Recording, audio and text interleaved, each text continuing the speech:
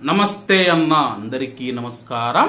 ఆంధ్రప్రదేశ్లోని కోనసీమకు చెందిన వీరేంద్ర మనం చూసుకుంటే ఎడారిలో నేను కష్టాలు పడుతూ ఉన్నానని చెప్పి, అలాగే నా యొక్క ఆరోగ్యం బాగలేదు, రక్తపు వాంతులు అవుతూ ఉన్నాయి, అలాగే నేను ఖతారుకు వెళ్ళాను, అక్కడ నుంచి తీసుకుని వచ్చి సౌదీ అరేబియాలోని ఎడారిలో పడవేశారని చెప్పి, దయచేసి నన్ను ఎలాగైనా కాపాడండి, తినేదానికి తిండి లేదు, నేను అగచాట్లు పడుతూ ఉన్నానని చెప్పేసి వీడియో పెట్టిన విషయం అందరికీ తెలిసిందే.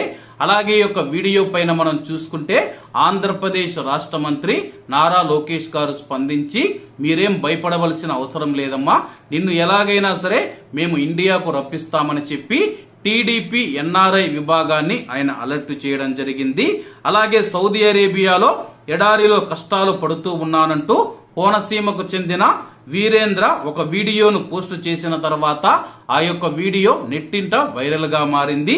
దీంతో ఎన్ఆర్ఐ టీడీపీ టీం అయితే వీరేంద్రను కాపాడి తాజాగా స్వదేశానికైతే పంపించడం జరిగింది.